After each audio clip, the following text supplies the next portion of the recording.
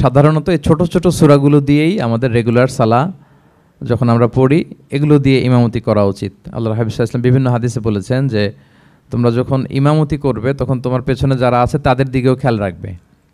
রাসূল সাল্লাল্লাহু আলাইহি ওয়াসাল্লাম অত্যন্ত বিবেকবোধ সম্পন্ন একজন ব্যক্তিত্ব ছিলেন।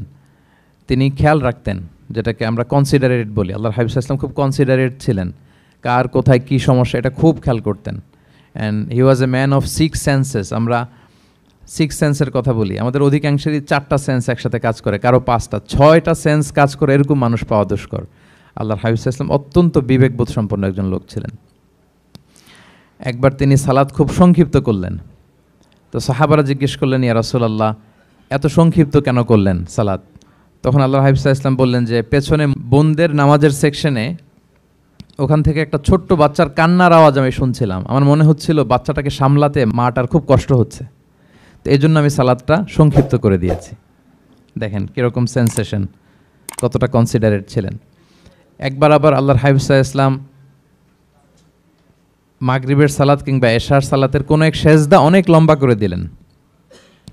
তখন সাহাবারা আবার প্রশ্ন করলেন, ইয়া রাসূলুল্লাহ সাল্লাল্লাহু আলাইহি ওয়াসাল্লাম এত লম্বা দীর্ঘ সেজদা করতে তো ফরজ সালাতে আমরা কখনো দেখি না, কেন করলেন? অসুস্থ হলেন নাকি নামাজের মাঝখানে, অথবা ওহী নাজিল হচ্ছিল নাকি, এরকম কিছু ঘটলো নাকি? তো আল্লাহর হাবিব সাল্লাল্লাহু আলাইহি ওয়াসাল্লাম বললেন যে না, এগুলো কিছুই না, বরং আমার নাতি হাসান আমি সেজদারত অবস্থায় আমার পিঠের উপরে চড়ে বসেছিল, কাঁধের উপরে। তো আমি অপেক্ষা করছিলাম যতক্ষণ না তার খেলা শেষ না হয়, তার প্রয়োজন পূরণ না হয়, ততক্ষণ আমি সেজদায় লুটিয়ে পড়েছিলাম। হাসান যখন নেমেছে, তার প্রয়োজন পূরণ হয়েছে, আমি আবার সেজদা থেকে উঠে দাঁড়িয়েছি। দেখেন কতটা কনসিডারেট ছিলেন। তো এইভাবে আল্লাহর হাবিব সাল্লাল্লাহু আলাইহি ওয়াসাল্লাম ছোট ছোট সূরাগুলো দিয়ে ফরজ সালাতের ইমামতি করতে উদ্বুদ্ধ করতেন। মুআয ইবনে জাবাল রাদিয়াল্লাহু তাআলা আনহুকে উনি মদিনার পাশেই একটা এলাকার ইমাম হিসেবে অ্যাসাইন করেছিলেন। তো ওই এলাকার লোকজন ছিল শ্রমজীবী, ওট দিয়ে তারা পানি নিয়ে খেজুর বাগানে পানি সিঞ্চন করত। সারাদিন পরিশ্রম করে ওনারা সালাতে অংশগ্রহণ করত। তো একবার উনি মাগরিবের সালাতে সূরাতুল বাকারা তেলাওয়াত শুরু করলেন। কোরআনের সবচাইতে ছোট সূরা নাকি সবচাইতে বড় সূরা, 286 আয়াত বিশিষ্ট সূরা। তো ওনারা ছিলেন ক্লান্ত, শ্রান্ত, পরিশ্রান্ত। কেউ কেউ বিরক্ত হয়ে, ক্লান্ত হয়ে নামাজ ছেড়ে দিয়ে একা একা নামাজ পড়ে ফেললেন।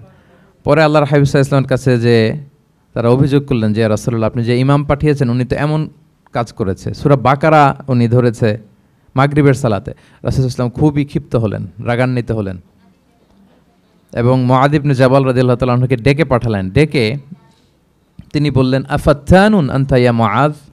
লিটারালি ফাত্তান শব্দটা ব্যবহার করেছেন যে, মুআয তুমি কি সমাজে ফিতনা ছড়াচ্ছ? তোমাকে পাঠালাম ইমাম হিসেবে, সেখানে তালিম দিবে, তারবিয়া দিবে, ঐক্য ধরে রাখবে, তুমি কি ফিতনা ছড়াচ্ছ সমাজে? তুমি কি ওয়াদ-দুহা ওয়াল-লাইলি ইযা সাজা এরকম সূরাগুলো পারো না? সাব্বিহ ইসমা রাব্বিকাল আ'লা এগুলো তোমার মুখস্থ নাই? ওয়াশ-শামসি ওয়া-দুহাহা এগুলো তোমার জানা নেই? তুমি এত লম্বা সূরা কেন ধরলে মাগরিবের সালাতে? তো তখন তিনি বললেন, যখন তুমি সালাতে ইমামতি করবে ফরজ সালাতে, তখন ছোট ছোট সূরা পড়বে, কেননা তোমার পেছনে অসুস্থ থাকতে পারে, তারপর বয়স্ক কোনো লোক থাকতে পারে, অথবা মুসাফির মসজিদের পাশ দিয়ে সফর করতেছিল, ভাবলো জামাত চলতেছে, জামাতটা ধরি, ঢুকেই যদি দেখে যে আপনি সূরা বাকারা তেলাওয়াত করতেছেন, তো তার জন্য তো কঠিন হয়ে যাবে কোপ আপ করা, কন্টিনিউ করা। তো এই জন্য ছোটো ছোটো সূরাগুলো আল্লাহর হাবিব সাল্লাল্লাহু আলাইহি ওয়াসাল্লাম পড়তে আমাদেরকে উৎসাহিত করেছেন ফরজ সালাতের, যখন আমরা ইমামতি করব। তো এইরকম একটি সূরা হচ্ছে সূরাতুজ জিলজাল, যেটা আমাদের প্রায় সকলেরই মুখস্থ। তো আমরা আসুন প্রথমে আমরা সরল বঙ্গানুবাদ শুনি এই সূরাটার, তারপর এই সূরা থেকে কিছু রিফ্লেকশন আমরা শেয়ার করার চেষ্টা করব ইনশাআল্লাহ বিইذنিল্লাহ। আমি শুরুতে সূরাটার সরল বঙ্গানুবাদ আপনাদের সাথে শেয়ার করছি। আউযু বিল্লাহি মিনাশ শাইতানির রাজিম, বিতাড়িত শয়তান থেকে মহান আল্লাহ তাআলার কাছে পানাহ চাচ্ছি। বিসমিল্লাহির রহমানির রহিম, পরম করুণাময় অসীম দয়ালু আল্লাহ তাআলার নামে শুরু করছি। ইযা জুলজিলাতিল আরদু জিলজালাহা, যখন পৃথিবীকে ভয়ঙ্করভাবে প্রকম্পিত করা হবে। ওয়া আখরাজাতিল আরদু আথকালাহা, আর পৃথিবী তার ভেতরে থাকা সব ভারী বস্তুগুলোকে উদ্গীরণ করে দিবে, বের করে দিবে। ওয়া ক্বালাল ইনসানু মা লাহা, আর মানুষ বলবে এই পৃথিবীর কি হলো।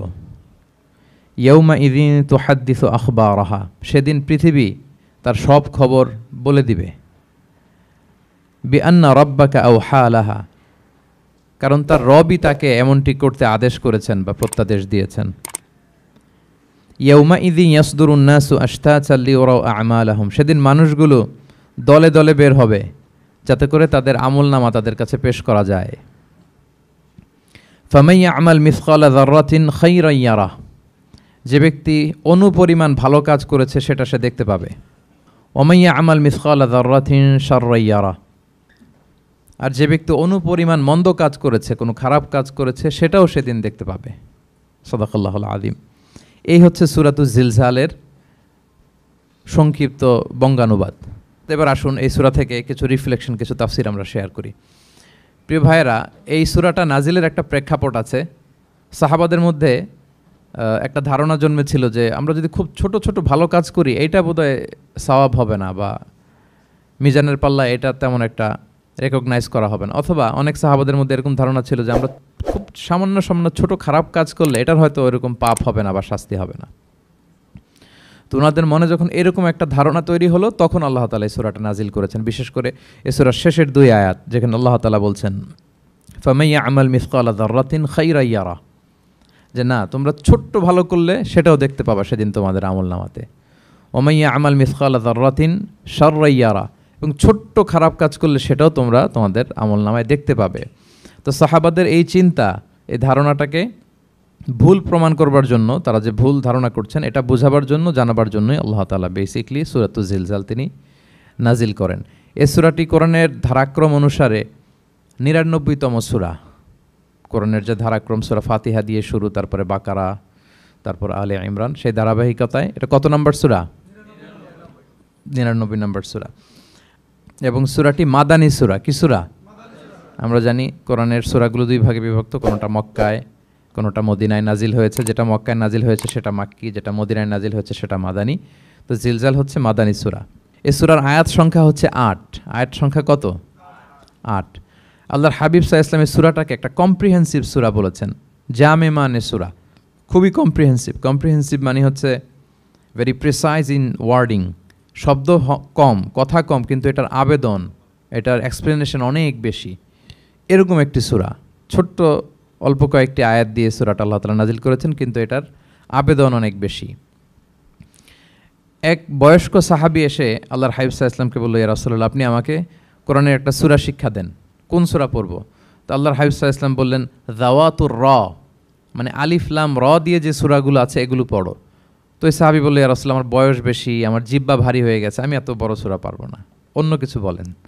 তো আল্লাহর হাবিব সাল্লাল্লাহু আলাইহি ওয়াসাল্লাম বললেন, তাহলে যাওয়াতু হামিম, হামিম দিয়ে যে সূরাগুলো শুরু হয়েছে কোরআনে সেগুলো পড়ো। বলতেছে, ইয়া রাসূলুল্লাহ, এটাও পারবো না, আরও সহজ করে দেন। তো তখন আল্লাহর হাবিব সাল্লাল্লাহু আলাইহি ওয়াসাল্লাম বললেন, তাহলে আল মুসাব্বিহাত, মানে সাব্বাহা ইউসাব্বিহু দিয়ে যেই সূরাগুলো শুরু হয়েছে তুমি এগুলো পড়ো। ওই সাহাবী বলে, এইটাও কঠিন হয়ে যায় আমার জন্য। তখন আল্লাহর হাবিব সাল্লাল্লাহু আলাইহি ওয়াসাল্লাম বললেন যে, তাহলে কি চাও? বলতেছে, আমাকে একটা জামে মানে সূরা শিক্ষা দেন, মানে এমন একটা কম্প্রিহেন্সিভ সূরা শিক্ষা দেন যে এটা শিখলে আমার হেদায়েতের জন্য যথেষ্ট হয়ে যাবে। তখন আল্লাহর হাবিব সাল্লাল্লাহু আলাইহি ওয়াসাল্লাম বললেন, তাহলে তুমি পড়ো ইযা যুলজিলাতিল আরদু জিলজালাহা ওয়া আখরাজাতিল আরদু আথকালাহা ওয়া ক্বালাল ইনসানু মা লাহা। তুমি সূরাতুল জিলজাল তেলাওয়াত করো। তখন থেকেই সাহাবী এই সূরাতুল জিলজাল তেলাওয়াত আরম্ভ করলেন। উনি বললেন যে আমি আর বেশি কিছু পড়ব, শুধু এটাই পড়ব। সাহাবাদের মধ্যে অনেকের এরকম খুব সহজ সরল মানসিকতা ছিল। তো উনি বললেন যে এটাই পড়ব। তো রাসূল সাল্লাল্লাহু আলাইহি ওয়াসাল্লাম বললেন যে কোনো সফল ব্যক্তিকে যদি কেউ দেখতে চায় তাহলে এর দিকে তাকাও, দেখো কত সহজ সরল, কত চমৎকারভাবে সে এই বার্তাটা গ্রহণ করেছে যে আমি জীবনে শুধু এটাই পড়ব। তো সূরাতুল জিলজাল হচ্ছে একটা কম্প্রিহেন্সিভ সূরা, সূরাতুন জামিআ। এটা হচ্ছে সূরার একটা ফজিলত, এটা আমরা জানলাম। আবার আল্লাহর হাবিব সাল্লাল্লাহু আলাইহি ওয়াসাল্লাম সূরাকে কোরআনের অর্ধেক বলেছেন। আল্লাহর হাবিব সাল্লাল্লাহু আলাইহি ওয়াসাল্লাম ইরশাদ করেছেন, ইযা যুলজিলাতিল আরদু তা'দিলু নিসফাল কোরআন। সূরাতুল জিলজাল এটা কোরআনের অর্ধেক, কোরআনের অর্ধেক। আপনারা এরকম শুনেছেন যে সূরা ফাতিহাকে বলা হয় কোরআনের অর্ধেক, তারপর সূরাতুল ইখলাসকে বলা হয় সুলুসুল কোরআন, কোরআনের 1/3। তো এটার অর্ধেক বলার কারণ হচ্ছে কোরআনে অর্ধেক বলা হয়েছে দুনিয়ার কথা, অর্ধেক বলা হয়েছে আখিরাতের কথা, পরজগতের কথা, লাইফ আফটার ডেথের কথা। তো যেহেতু এই সূরাটা আখিরাতকে কাভার করে, তাই সেজন্য কেমন যেন এই সূরাটা পুরো কোরআনের অর্ধেক। আল্লাহ তাআলা আমাদেরকে, আমরা যখন আল্লাহর কাছে কল্যাণ কামনা করি, আল্লাহ বলেছেন এইভাবে বলো, রব্বানা আতিনা ফিদ দুনিয়া হাসানা ওয়াফিল আখিরাতি হাসানা ওয়া কিনা আযাবান্নার। হে আল্লাহ, আপনি দুনিয়ার কল্যাণ আমাদেরকে দান করেন, পরজগতের কল্যাণ দান করেন, আমাদেরকে আগুনের শাস্তি থেকে রক্ষা করেন। তাহলে দুনিয়া আখিরাত দুইটার কম্বিনেশনে। সো সূরা জিলজাল যেহেতু আখিরাতকে কভার করে, তাহলে এটা কোরআনের অর্ধেক। এটা কি কোরআনের অর্ধেক? তা'দিলু নিসফাল কোরআন। সূরাতুজ জিলজাল তা'দিলু নিসফাল কোরআন, এটা কোরআনের অর্ধেক। তাহলে দুইটা আমরা ফজিলত বা ভার্চু জানতে পারলাম এই সূরার। এক নম্বর হচ্ছে এটা একটা কম্প্রিহেন্সিভ সূরা, কম্প্রিহেন্সিভ সূরা। দুই নম্বর জানতে পারলাম এটা কোরআনের অর্ধেক, নিসফুল কোরআন। আচ্ছা, এবার আমরা সূরার তাফসিরে চলে যাই। আল্লাহ তাআলা ইরশাদ করছেন, ইযা যুলজিলাতিল আরদু জিলজালাহা, যখন এই পৃথিবীটাকে প্রকম্পিত করা হবে। প্রিয় ভাইরা, বেসিকলি এই 8 আয়াত বিশিষ্ট সূরাটার মধ্যে আমরা দুইটা ভাগ করতে পারি। প্রথম 5 আয়াতে আল্লাহ তাআলা কিয়ামতের বিভীষিকাময় পরিস্থিতির একটা চিত্রায়ন এখানে এনেছেন, পিকচারাইজ করেছেন যে কিয়ামতের যে সময়টা হবে এটা কেমন হবে, এটা আল্লাহ তাআলা চিত্রায়িত করেছেন। সূরাকে মনোযোগ দিয়ে যদি আপনি পড়েন, অনুধাবন করেন, মনে হবে যে কিয়ামতের চিত্রটা আপনার চোখের সামনে ভেসে উঠেছে। তো 8 আয়াত বিশিষ্ট এই সূরার প্রথম 5 আয়াতে আল্লাহ তাআলা তিনি কিয়ামতের বিভীষিকাময় পরিস্থিতির একটা বর্ণনা হাজির করেছেন। এরপর শেষের 3 আয়াতে কেমন করে আমাদের আমলনামা পেশ করা হবে, আমরা যা করি ভালো কিংবা মন্দ, এটাকে লিখে রাখা হয়, এটাকে রেকর্ড করে রাখা হয়। ওই আমলনামাটা আবার একদিন আমাদের হাতে পেশ করা হবে। ওই সময়টা কেমন হবে, ওই দৃশ্যটা কেমন হবে, এটা আল্লাহ তাআলা বলেছেন। আই রিপিট, আমি আবারও বলি, সূরার আয়াত সংখ্যা কত? 8। তো প্রথম 5 আয়াতে আল্লাহ তাআলা কিয়ামতের বিভীষিকাময় পরিস্থিতির বর্ণনা দিয়েছেন, আর শেষের 3 আয়াতে আমাদেরকে যে আমাদের আমলনামা পেশ করা হবে তার একটা চিত্র তুলে ধরেছেন। এবার মোটামুটি সহজ হয়ে আসছে না ব্যাপারটা? আচ্ছা, তো প্রথম 5 আয়াতে আল্লাহ তাআলা কিয়ামতের চিত্রায়িত কিভাবে কেমন করে করলেন, চিত্র হাজির করলেন। আল্লাহ বললেন যে ইযা যুলজিলাতিল আরদু জিলজালাহা, যখন পৃথিবীকে ভয়ঙ্করভাবে প্রকম্পিত করা হবে, পুরো পৃথিবীটাকে একটা ঝাঁকুনি দেয়া হবে। এই সূরার নামই হচ্ছে ঝাঁকুনি দেওয়ার সূরা, ঝাঁকুনি। জিলজাল মানে হচ্ছে শেকিং, আর্থকোয়েক, ভূমিকম্প, ভূকম্পন। ভূমিকম্পের সাথে পরিচিত না সবাই? এক্সপিরিয়েন্স হয়েছে কারো ভূমিকম্প? নাকি ঘুমায় থাকার সময় হয়? সব সময় হয়েছে? হ্যাঁ, মাঝে মাঝে আমরা এক্সপিরিয়েন্স করি আর্থকোয়েক, ভূকম্পন। পৃথিবী কেঁপে ওঠে, এটা একটা ন্যাচারাল ফেনোমেনা। পৃথিবীর মাটির নিচে অনেক কিছু থাকে, এগুলো নড়ে চড়ে উঠলে পৃথিবীটাও কেঁপে ওঠে। নানা কারণে এই ভূকম্পনটা হয়। পৃথিবীর ভেতরে অনেকগুলো শিলার স্তর আছে। আমরা যেরকম মাটি দেখি, পুরো পৃথিবীটা জুড়েই কিন্তু এরকম মাটি নয়, অনেক শিলা আছে, রূপান্তরিত শিলা, পাললিক শিলা, আগ্নেয়গিরির শিলা। এই শিলাগুলোর মধ্যে ডিসপ্লেস হলে পৃথিবী কেঁপে ওঠে। আবার পৃথিবীর ভেতরে আগুন আছে, গ্যাস আছে, এই গ্যাসগুলো যখন মুভ করে তখন পৃথিবীর উপরে কেঁপে ওঠে। একটাকে হাইপোসেন্টার বলে, আরেকটাকে ইপোসেন্টার বলে। হাইপোসেন্টার মানে পৃথিবীর ভেতরের অংশটাকে বলে হাইপোসেন্টার, আর ভূপৃষ্ঠের এটাকে বলে ইপোসেন্টার। ওই হাইপোসেন্টারে যদি কোনো ঝড় হয়, উপরে এই প্রকম্পিত হয়। এটাকে আমরা ভূকম্পন বা ভূমিকম্প হিসেবে দেখি পৃথিবীতে।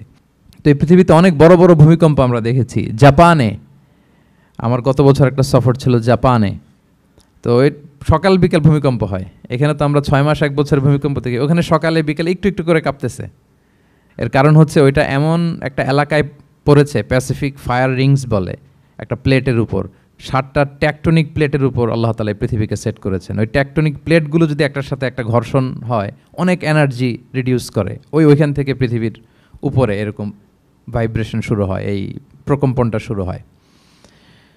তো জাপানের বিভিন্ন সময় আমরা বড় বড় ভূমিকম্পের কথা শুনেছি। ওদের কান্টো সিটি আছে একটা, অনেক বড় ভূমিকম্প হয়েছিল 1920 সালে, লাখখানেক লোক মারা গিয়েছে। আপনাদের সুনামির কথা মনে থাকবার কথা, সুনামির কথা মনে আছে? কত সালে? 2004 সালে। এই ভূমিকম্পে পুরো একটা মহাদেশ কেঁপে উঠেছিল, দ্য এন্টায়ার এশিয়া, পুরো এশিয়াটা কেঁপে উঠেছিল। এটাকে আন্ডারসি মেগাথার্স্ট আর্থকোয়েক বলে। এত ভয়ঙ্কর ভূমিকম্প হয়েছে যে পুরো, মাঝে মাঝে ভূমিকম্পে তো 1-2টা দেশ আক্রান্ত হয়, এটা পুরো একটা মহাদেশ কেঁপে উঠেছিল। ওই ভূমিকম্পের কারণে ইন্দোনেশিয়াতে প্রায় 2.5 লাখ লোক মারা গিয়েছে, 2.5 লক্ষ। বান্দা আছে সুমাত্রাতে। হাইতিতে একবার একটা ভূমিকম্প হয়েছে, আর অনেক আগে, লক্ষ লক্ষ লোক মারা গিয়েছে। তো এই যে ভূকম্পন, ভূমিকম্প, এর নামে আল্লাহ তাআলা বেসিকলি এই সূরাটা দিয়েছেন।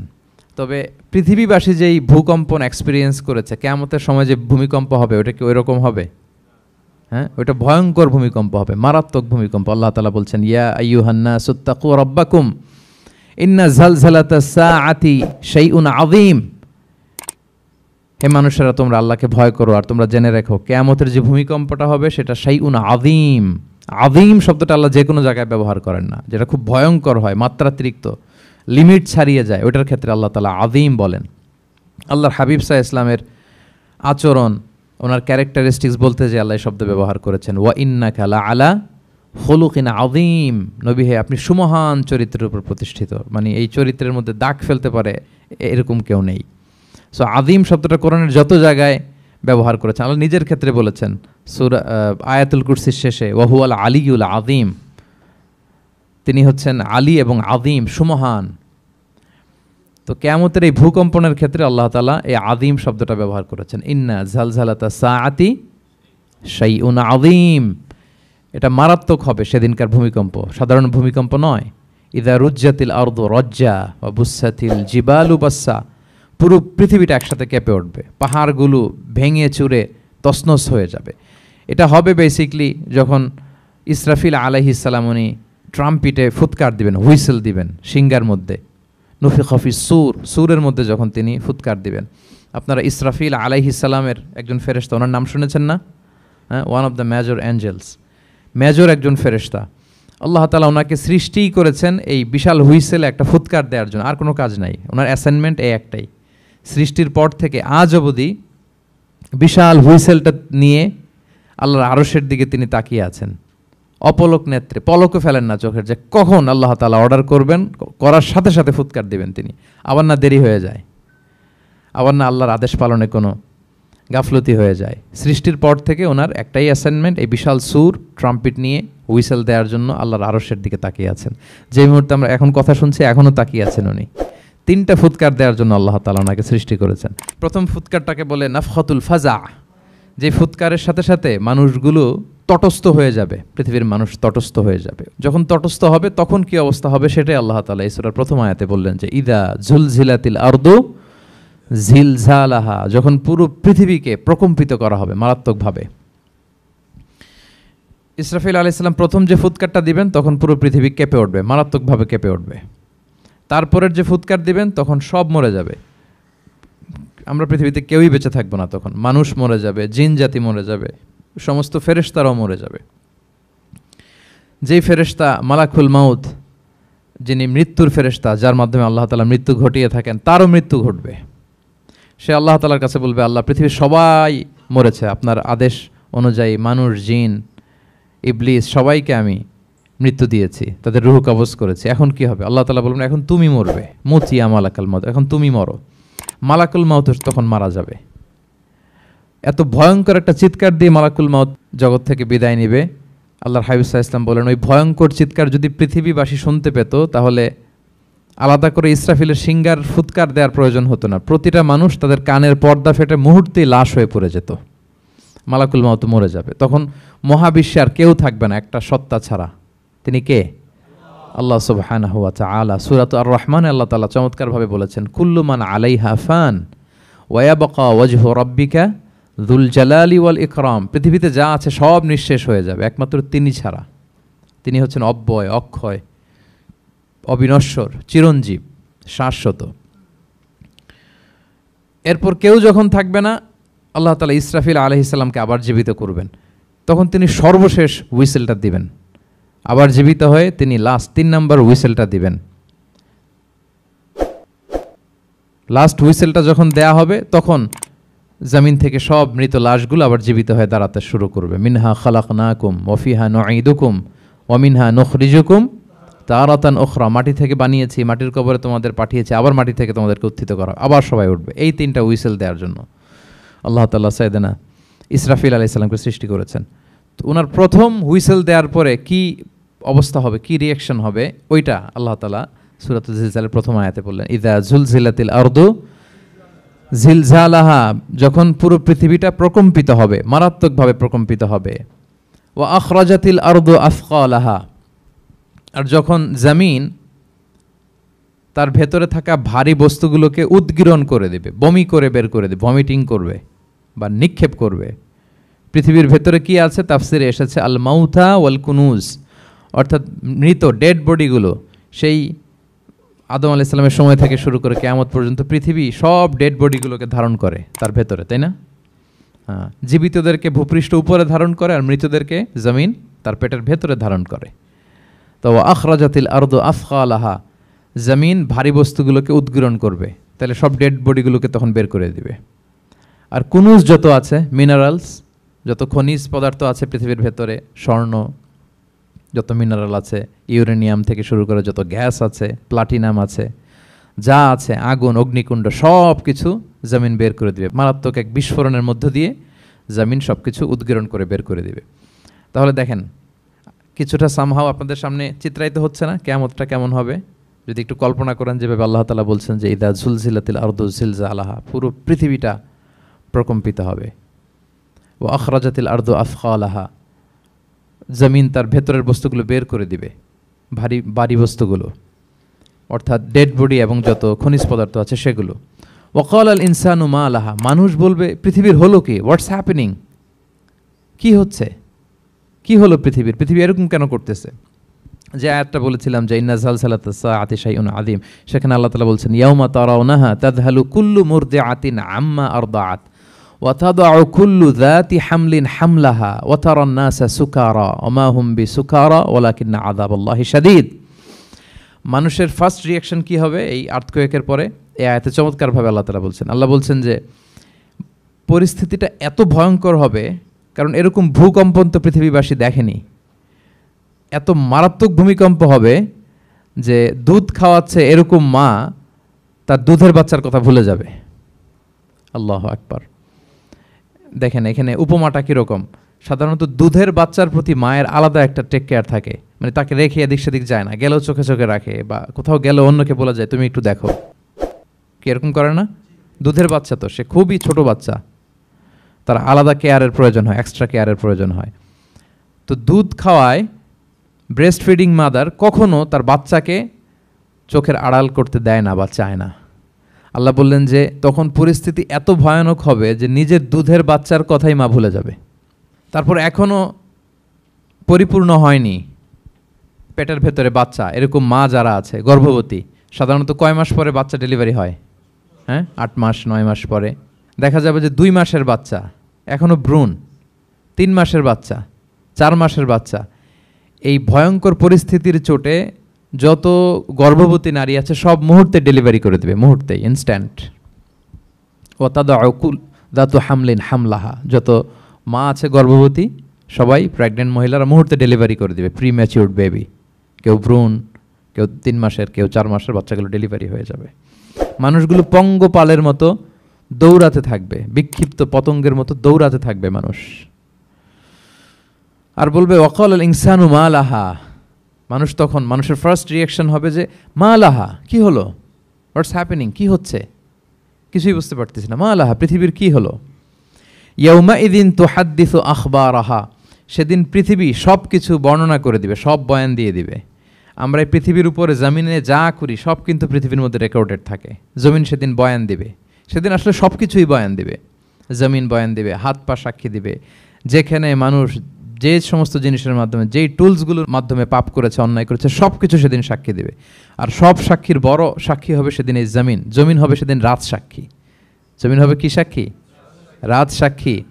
ইয়াউমা ইদিন তুহাদ্দিসু আখবারাহা, আল্লাহ জমিনকে বলবে এবার তুমি পাপের বয়ান দাও, রাত সাক্ষী হয়ে তুমি বয়ান দাও, কি কি ঘটেছে তোমার উপরে। কারণ আমরা যত পাপই করি না কেন, যত কাজই করি না কেন, সব জমিনের উপরই করি, তাই না? তো জমিন সেদিন বয়ান দিবে, সাক্ষী দিবে। ইয়াউমা ইদিন তুহাদ্দিসু আখবারাহা। জমিন কিভাবে সাক্ষী দিবে, জমিন কিভাবে কথা বলবে? আল্লাহ তাআলা বলছেন বিআন্না রাব্বাকা আওহা লাহা, কারণ তার রব জমিনকে সেদিন কি করেছে? আদেশ করেছে, প্রত্যাদেশ করেছে। আল্লাহ তাআলার আদেশে জমিন সেদিন কথা বলবার সুযোগ পাবে, সব বয়ান দিবে, কি কি হয়েছে জমিনের ভেতর, কি কি অন্যায় হয়েছে, কি কি পাপ হয়েছে, কি কি সংগঠিত হয়েছে, সব ধরে ধরে জমিন সেদিন বর্ণনা করবে। তাহলে প্রথম 5টা আয়াত আমরা বলে ফেললাম, যে প্রথম 5টা আয়াতে কিয়ামতের বিভীষিকামী পরিস্থিতির একটা পিকচারাইজেশন পাইছেন আপনারা? হ্যাঁ, ভয় লাগতেছে আপনাদের? ভয় লাগতেছে? সেদিনকার পরিস্থিতি কেমন হবে খুব সংক্ষিপ্ত পরিসরে একটা বর্ণনা আমাদের সামনে আসছে না? এই 5 আয়াতে চলে আসছে। কিন্তু ভয়ঙ্কর হবে সেই দিনটা, কেউ কাউকে চিনবে না। ইয়াউমা ইয়াফিরুল মারউ মিন আখিহি ওয়া উম্মিহি ওয়া আবিহি ওয়া সাহিবাতিহি ওয়া বানিহি লিকুল্লি ইমরিইম মিনহুম ইয়াউমাইযিন শা'নুন ইউগনি। ভাই ভাইকে দেখে পালাবে, পরিচয় দিবে না। বন্ধু বন্ধুকে দেখে পালাবে, স্বামী স্ত্রীকে দেখে পালাবে, প্রিয়তমা স্ত্রীকে পরিচয় দিবে না, কলেজের টুকরা সন্তানকে পরিচয়, কেউ কাউকে চিনবে না। সবাই নাফসি নাফসি, সবাই নাফসি নাফসি। কোনো পোশাক ছাড়া বস্ত্রহীন হয়ে উঠবে। আম্মাজান আয়েশা রাদিয়াল্লাহু তাআলা আনহা বিষ্ণু ইসলামকে বলবেন, ইয়া রাসূলুল্লাহ, তাহলে মানুষ কি লজ্জিত হবে না বস্ত্রহীন অবস্থায় উঠলে? তখন রাসূল সাল্লাল্লাহু আলাইহি ওয়াসাল্লাম বললেন, লিকুল্লি ইমরিইম মিনহুম ইয়াউমাইযিন শা'নুন ইউগনি। প্রত্যেকের এমন একটা ভয়ঙ্কর অবস্থা হবে যে তার গায়ে কাপড় আছে কি নাই, সে কীরকম অবস্থায় আছে এটাই সে ভুলে যাবে। মানে ওই টেন্ডেন্সিই তার থাকবে না, এত ভয়ঙ্কর হবে সেদিনটা। সেই ভয়ঙ্করতম দিনে আল্লাহ তাআলা আমাদেরকে হেফাজত করুক। আল্লাহর হাবিব সাল্লাল্লাহু আলাইহি ওয়াসাল্লাম বলেছেন, সে ভয়ঙ্করতম দিনে আল্লাহর সুশীতল আরশের নিচে 7 শ্রেণীর লোকজন ছায়া পাবে। ওই 7 শ্রেণীর অন্তর্ভুক্ত যেন আমরা হতে পারি, আল্লাহ তৌফিক দান করুক। সম্মানিত ভাইয়েরা, তাহলে সূরা জিলজালের 8 আয়াত বিশিষ্ট সূরার প্রথম 5 আয়াত আমরা কভার করলাম। আমরা বলেছি যে প্রথম 5 আয়াতে আল্লাহ তাআলা কিয়ামতের বিভীষিকাময় পরিস্থিতির বর্ণনা দিয়েছেন, সেটা গেল। পরের 3 আয়াতে কি নিয়ে আলোচনা করা হয়েছে বলেন তো দেখি, মনে আছে কিনা? হ্যাঁ, আমল কিভাবে পেশ করা হবে, আমল নামা, সেটা নিয়ে আল্লাহ তাআলা বলেছেন। আল্লাহ তাআলা শুরু করছেন, আল্লাহ বলছেন যে ইয়াউমাইযি ইয়াসদুরুন নাসু আশতাতা, সেদিন মানুষগুলো দলে দলে বের হবে, দলে দলে এসে বের হবে। কেন? লিউরাউ আমালাহুম, যাতে করে তাদের আমল নামা তাদেরকে দেখানো যায়। তার মানে কি করেছি সেদিন আমল নামা আমরা দেখব। ইয়াউমাইযি ইয়াসদুরুন নাসু আশতাতাল লিউরাউ আমালাহুম, যাতে করে তাদের আমল নামা তাদেরকে দেখানো যায়। তার মানে সেদিন আমরা আমাদের আমল নামা দেখব, কি করেছি না করেছি সব সেদিন সে আমল নামায় থাকবে। তো আমল নামাটা 2 ভাবে দেয়া হবে, হাদিসে এসেছে, কোরআনের আয়াতও এসেছে। নেককার লোকদের আমল নামা ডান হাতে দেয়া হবে, সামনের দিক থেকে। আর পাপাচারী, সীমা লঙ্ঘনকারী, জালিমদের আমল নামা পেছন থেকে বাঁ হাতে দেয়া হবে, পেছন থেকে এনে বাঁ হাতে। আর নেককারদের সামনে থেকে ডান হাতে। আল্লাহ তাআলা যেন আমাদেরকে ডান হাতে আমল নামা দান করেন। এই কথাটা আল্লাহ চমৎকারভাবে বলছেন, ফাআম্মা মান উতিয়া কিতাবাহু বিয়ামিনিহি ফাসাউফা ইউহাসাবু হিসাবান ইয়াসীরা। সেদিন আল্লাহ তাআলা যাকে ডান হাতে আমলনামা দিবে তার হিসাবটা সহজ হবে।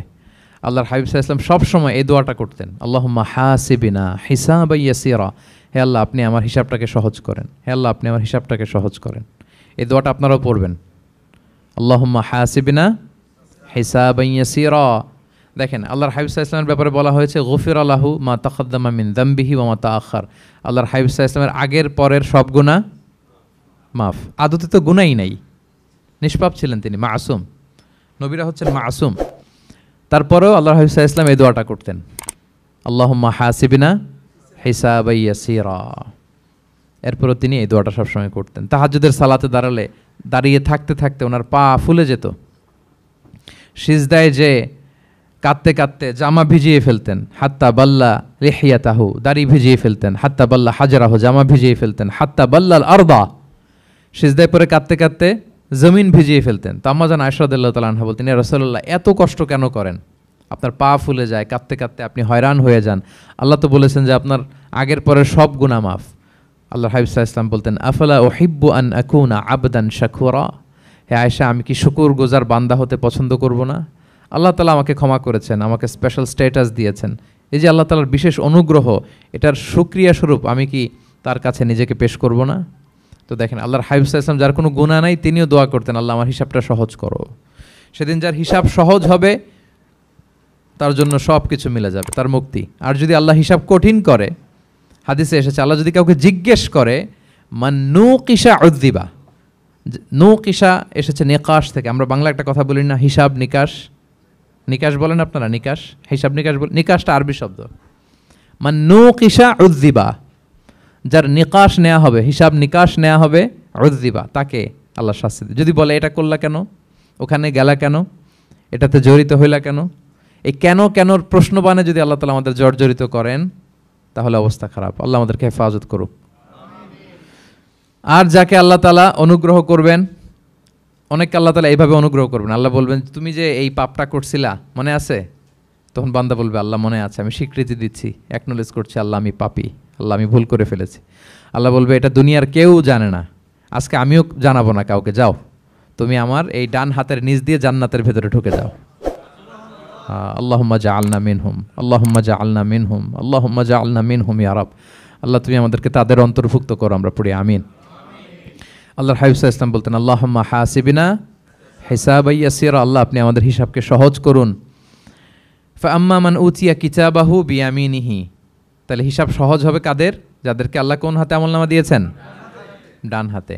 ফাসাউফা ইউহাসাবু হিসাবান ইয়াসিরা, তাদেরকে সহজভাবে হিসাব নেওয়া হবে। ওয়ায়ানকালিবু ইলা আহলিহি মাসরুরা, তারা তাদের পরিবারের সাথে খুব আনন্দ উৎফুল্লতার সাথে মিলিত হবে। আর ওয়া আম্মা মান উতিয়া কিতাবাহু ওয়ারাআ যাহরি, আর যাদেরকে পেছন থেকে আমলনামা দেয়া হবে বা হাতে, ফাসাউফা ইয়াদউ সুবুরা, তারা মৃত্যু কামনা করবে, সেদিন মৃত্যু, ধ্বংস কামনা করবে, তারা নিজেদের ধ্বংস। ওয়ায়াসলা সাঈরা, আর তারাই জাহান্নামে অন্তর্ভুক্ত হবে, জাহান্নামে তারাই প্রবেশ করবে। বলে আয়াযু বিল্লাহ, নাউযু বিল্লাহ, আল্লাহ আমাদেরকে তুমি হেফাজত করো। তাহলে আমলনামার পর্বটা কেমন হবে? আল্লাহ বলছেন, ইয়াউমা ইযি ইয়াসদুরুন নাসু আশতাত, দলে দলে মানুষ উঠবে, কবর থেকে আসবে, লিউরাউ আমালাহুম, যাতে করে তাদের আমলনামা তাদেরকে দেখানো হয়। আর আমলনামা কারো আসবে সামনে থেকে ডান হাতে, কারো আসবে, আমরা যেন ডান হাতে পাই নাকি? এই ফরিয়াদ, এই প্রার্থনা আমরা আল্লাহর কাছে করি। এবার আমলনামা পেয়ে গেলাম আমরা সবাই হাতে, এবার আল্লাহ তাআলা আমাদেরকে বলবেন, তোমরাই একটু পড়ো তোমাদের আমলনামা। ইকরা ইকরা কিতাবাকা কাফা বিনাফসিকা আল-ইয়াউমা আলাইকা হাসিবা, পড়ো তোমার আমলনামা, হিসেবের জন্য তুমিই যথেষ্ট আজকে। ধরেন আজকে আপনার গণিত পরীক্ষা গেছে, ধরেন অঙ্ক পরীক্ষার পরে যার খুব কনফিডেন্স ভালো, ভালো গণিত জানে, সে আসলে আগে থেকেই জানে যে আমি 100তে 100, তার একটা নিজের হিসেব নিকেশ আছে না নাকি? হ্যাঁ। আর ধরেন যে যার গণিত মিলে নাই, পরীক্ষা ভালো হয় নাই, যে হচ্ছে খুব খারাপ ছাত্র, একেবারে লাড্ডু গুড্ডু মেরে আসছে, ও নিজেও জানে এটার ফল প্রকাশের জন্য এত ওয়েট করা লাগে না, তার একটা হিসাব নিকেশ আগে থেকে জানা আছে যে আমার দিয়ে তো কিছু হবে না, আমার অন্য চিন্তা করতে হবে। ফলাফল রেজাল্ট আসে নাই, কিন্তু সে নিজেও জানে যে সে 00 পাবে। আর যে গণিতে খুব ভালো, হ্যাঁ, সব তার গণিত মিলে গেছে, রেজাল্টের আগে থেকেই সে জানে যে আমার 100 থেকে 100 কেউ এটা থামাতে পারবে না। তো আমরা আসলে কে কি করেছি, আমাদের কি আমলনামা, সেদিন তো আমরা পাবো, কিন্তু তার আগে আমাদের নিজেদেরও একটা বন্দোবস্ত, হিসেব নিকেশ, বোঝাপড়া আছে না নাই বলেন? আমরা জানি আমরা কে কি করেছি আমরা জানি। আল্লাহ নিজেদেরকে তখন দায়িত্ব দিয়ে বলবেন, ইকরা কিতাবাকা কাফা বিনাফসিকা আল-ইয়াউমা আলাইকা হাসিবা, পড়ো তোমার আমলনামা, ইকরা, পড়ো। এবার তুমি মার্কিং করো, তোমাকে আমি মার্কিং করার আগে তুমি একটু করো দেখি, তুমি কি করেছো, তুমি একটু মার্কিং করো। তো আমলনামা পাওয়ার পরে আমাদের যে প্রতিক্রিয়া হবে সেটা আল্লাহ কোরআনে তুলে ধরেছেন। আল্লাহ তাআলা বলছেন যে মানুষ বলবে, মালি হাযাল কিতাবি লা ইউগাদিরু সগীরাতান ওয়ালা কাবীরাতান ইল্লা আহসাহা, এটা কেমন আমলনামা, ছোট বড় কোনো কিছু মিসিং হয় না এখানে। আল্লাহু আকবার, কিছু মিস হয় নাই। অনেক কিছু আপনারও মনে নাই, কিন্তু দেখার পরে মনে হবে। ধরেন ঠিক এই মুহূর্তে গত বছর রমাদানের এই দিনে আমরা কোথায় ইফতারি করছিলাম, হুট করে জিজ্ঞেস করলে আমি বলতে পারবো? বলতে পারবেন আপনি? কিন্তু হিসাব কেউ মিলাই দিলে তখন মনে করবে, ও তাই তো, আমি তো ওই সময় এটা করছি, ওই সময় তো ওইখানে ছিল। আমলনামা দেখে মানুষের ফার্স্ট রিয়াকশন হবে, মালি হাযাল কিতাবি লা ইউগাদিরু সগীরাতান ওয়ালা কাবীরাতান ইল্লা, এটা কেমন আমলনামা, সব মিলে যাচ্ছে, তাই তো, এমনটাই তো করেছি আমি। সগীরাতান ওয়ালা কাবীরা, ছোট বড় তুচ্ছ নগণ্য সব আল্লাহ তাআলা তুলে ধরেছেন সেখানে, সব আমলনামায় তুলে ধরেছেন। মুমিনরা তো আমলনামা পেয়ে মহা খুশি, তাদের চেহারা হবে সেদিন উজ্জ্বল, প্রফুল্ল, প্রস্ফুটিত। উজুহু ইয়াউমা ইযিম মুসফিরা দাহিকাতুম মুস্তাবশিরা, উজ্জ্বল থাকবে তাদের চেহারা। আর আরেক দলের চেহারা, যাদের আমলনামা বা হাতে দেয়া হয়েছে, তারা চিৎকার করবে, তারা নিজেদের ধ্বংস কামনা করবে, মৃত্যু কামনা করবে, তারা বাঁচার জন্য মুমিনদের কাতারে ঢুকে যেতে চাইবে। আল্লাহ তাআলা বলবেন, না, আজকে ঢোকার সুযোগ নাই। ওয়ামতাজুল ইয়াউমা আইয়ুহাল মুজরিমুন, পাপীদেরকে আজকে আলাদা করে ফেলো। সীমাহুম ফি উজুহিহিম মিন আসারিস সুজুদ, তাদের চেহারার মধ্যে সিজদার দাগ দেখে ফেরেশতারা জান্নাতীদেরকে আলাদা করবেন, জাহান্নামীদেরকে আলাদা করবেন। এবার যখন বলা হবে আমলনামা পড়ো, তোমাদের কোনো মন্তব্য আছে কিনা, তারা অস্বীকার করবে। শুরুতে বাঁচার জন্য কি করবে? দুনিয়াতে যেরকম হয়, সুপ্রিম কোর্টে দাঁড়িয়ে, কাঠগড়ায় দাঁড়িয়ে যেটা করে মানুষ, বাঁচার সর্বশেষ চেষ্টাটা করে, অস্বীকার করে, মিথ্যা বলে না? সেদিনও মানুষ অস্বীকার করবে, তারা বলবে, আল্লাহ এটা আমি করি নাই। কি বলবে? করি নাই। তা আল্লাহ তাআলা কি প্রমাণ করে দিতে পারবেন যে তারাই এটা করেছে? হ্যাঁ, এত এত ফ্যাক্টর অথেন্টিকেশন আল্লাহর কাছে থাকবে যে মানুষ অবাক হয়ে যাবে। আমরা যে মোবাইলে 3 ফ্যাক্টর 4 ফ্যাক্টর অথেন্টিকেশন দেই না, হ্যাঁ, আল্লাহর কাছে এরকম অনেকগুলো ফ্যাক্টর অথেন্টিকেশন থাকবে। আল্লাহ তাআলা প্রমাণ করে ছাড়বেন যেটা তুমিই করেছো। আল্লাহ তাআলা বলবেন এই আমলনামা যদি বিশ্বাস না হয়, আমার কিরামান কাতিবিনের কাছে একটা ব্যাকআপ ফাইল আছে, ওটার সাথে মিলাবো। কিরামান কাতিবিনা ইয়ালামুনা মা তাফআলুন, তোমরা যা করেছো সব তারা জানে, সব লিখে রেখেছে। কিরামান কাতিবিনের ব্যাকআপ ফাইল আনার পরে দেখা যাবে যে আমলনামা হুবহু একেবারে পাই টু পাই মিলে গিয়েছে। তারপরও তারা অস্বীকার করবে, বলবে যে আল্লাহ আমরা করি নাই, তোমার ফেরেশতারা ভুল করে লিখছে। এরকম নানা ধরনের অজুহাত, নানা ধরনের মিথ্যাচার তারা করতে চাইবে। আল্লাহ তাআলা তখন বলবেন যে ওয়াকুল্লা ইনসানিন আলজামনাহু তাইরাহু ফি উনুকিহি ওয়া নুখরিজু লাহু ইয়াউমাল কিয়ামাতি কিতাবান ইয়ালকাহু মানশুরা। আমাদের এই যে গ্রীবা লগ্নে আমরা যা করি সব কিছুর একটা ব্যাকআপ ফাইল আছে এখানে, সেদিন আল্লাহ তাআলা সেখান থেকে বের করবেন আমাদের আমলনামা। আল্লাহু আকবার। এই যে আমরা যা বলি এখানে রেকর্ড হয়ে যায়, এই জায়গাটাতে, এই গলার এইখানটাতে আল্লাহ রেকর্ড করে রাখেন। এবং সেদিন এখান থেকে আল্লাহ তাআলা একটা প্রিন্ট আউট বের করে দেখাবেন যে এই দেখো তোমার আমলনামা, কিরামান কাতিবিনের আমলনামা ব্যাকআপ ফাইল, এই যে তোমার এখানে গ্রীবালগ্নে আমি যেটা রেখেছি সেভ করে, এটাও মিলে যাচ্ছে। এরপরও মানুষ অনেকে বিশ্বাস করবে না। ফিঙ্গারপ্রিন্ট দিয়ে আল্লাহ তাআলা মিলাবেন। দুনিয়াতে আমরা বায়োমেট্রিক অথেন্টিকেশন করি না, এটা আয়াহসাবুল ইনসানু আল্লাহ নাজমা ইযামা বালা কাদিরিনা আলা আন নুসাউইয়া বানানা। কারো ফিঙ্গারপ্রিন্টের সাথে কারোটা মিলে না, অস্বীকার করার কোনো সুযোগ থাকবে? এরপরেও অনেকে বিশ্বাস করবে না, এরপরও অনেকে মানতে চাইবে না। আল্লাহ তাআলা আজবুজ জানাব থেকে আরেকটা কপি বের করবেন।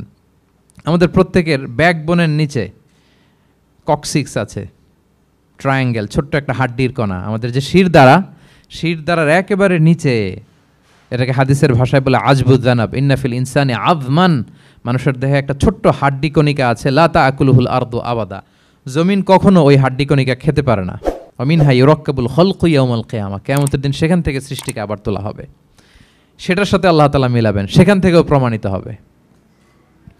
এরপর আল্লাহ তাআলা ভিডিও রেকর্ড দেখাবেন। ওয়াকুল্লা শাইইন আহসাইনাহু ফি ইমামিম মুবিন নামক ভিডিও রেকর্ডার দিয়ে তখন আপনি সরাসরি দেখবেন যে এই তো আপনি ওই জায়গায় গিয়েছেন, এই তো আপনি পাপ কাজ করেছেন, এই তো আপনি অন্যায় কাজ করেছেন, এই তো আপনি জুলুম করেছেন, এই তো সীমালঙ্ঘন করেছেন, সব কিছু আপনি একেবারে ভিজুয়াল প্রেজেন্টেশন, আর অস্বীকার করার কোনো সুযোগ থাকবে না। তারপরেও যারা অস্বীকার করবে যে আল্লাহ আমি করি নাই, আল্লাহ বলেন আলিয়াউমা নাখতিমু আলা আফওয়াহিহিম ওয়া তুকাল্লিমুনা আইদিহিম ওয়া তাশহাদু আরজুলুহুম বিমা কানু ইয়াকসিবুন, সেদিন তার মুখকে আমি সিলগালা করে দেব, আর সুযোগ দেওয়া হবে না। অনেক অস্বীকার করেছ, তার হাত সাক্ষী দিবে, তার পা সাক্ষী দিবে।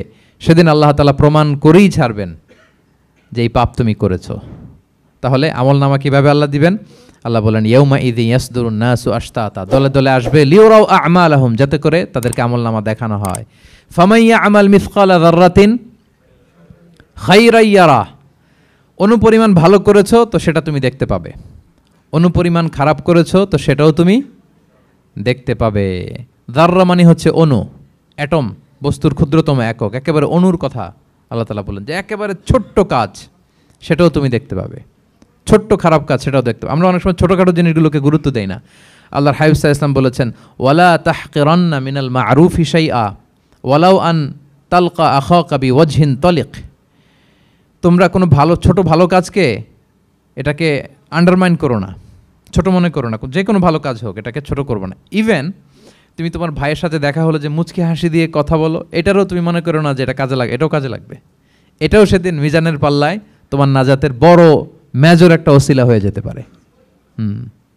আপনি যে আপনার ভাইয়ের সাথে মুচকি হাসি দিয়ে কথা বলেন, এটা সাদাকার সওয়াব হয়। Your smile to your brother it's a charity, তাবাসসুমুকা ফি ওয়াজহি আখিকা সাদাকা, দেখলেন সালাম দিলেন, একটা মুচকি হাসি, এটা সাদাকা দেওয়ার সওয়াব। সুবহানাল্লাহ, এটাও সেদিন কাজে লেগে যাবে। সো ফামান ইয়ামাল মিসকালা যাররাতিন খাইরান ইয়ারা ওয়া মান ইয়ামাল মিসকালা যাররাতিন শাররান ইয়ারা, ছোট্ট ভালো কাজ যদি করো সেটাও দেখবে, ছোট্ট খারাপ কাজ যদি করো সেটাও দেখতে পাবে। যত ছোট ভালো কাজ করেন, রাস্তায় একটা ধরেন যে কলার ছোলা পড়েছিল, ভাবলেন যে এইটা সরাই দেয় একটু, আমি এই মাতাতুল আদা আনিত তরিক হবে, মানুষ পিছলে পড়লে পা ভাঙবে, তো এই ময়লাটা একটু সরাই দিলেন। কলার একটা ছোলা পড়েছিল খোসা, এটা ফেলে দিচ্ছেন, দেখবেন যে ওই দিন এটাও রেজিস্টার করা আছে, এটাও লেখা।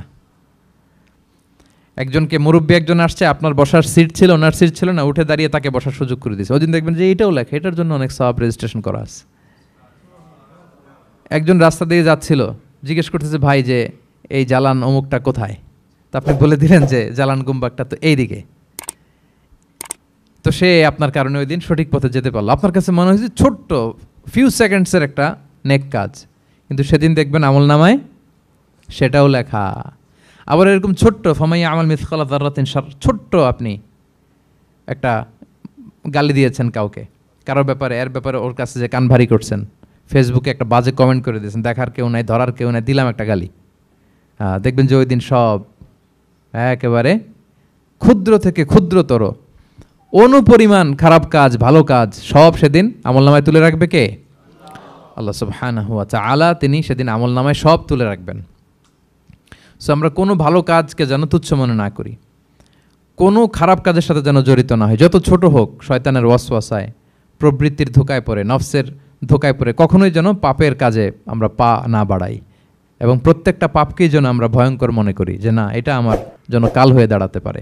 আর প্রতিটা ভালো কাজ করার ক্ষেত্রে যেন আমরা প্রতিযোগিতা করি, আর এই মাইন্ডসেট যেন থাকে যে না, এটা আমাকে বাঁচাতে পারে সেদিন। কি বলেন, ঠিক কিনা? তাহলে আল্লাহ তাআলা শেষ করলেন ফামাইয়া আমাল মিসকালা যাররাতিন খাইরান ইয়ারা। প্যাস লেগে যায় না? লেগে যায়, স্বাভাবিক। আগে খাইরান, পরে শাররান।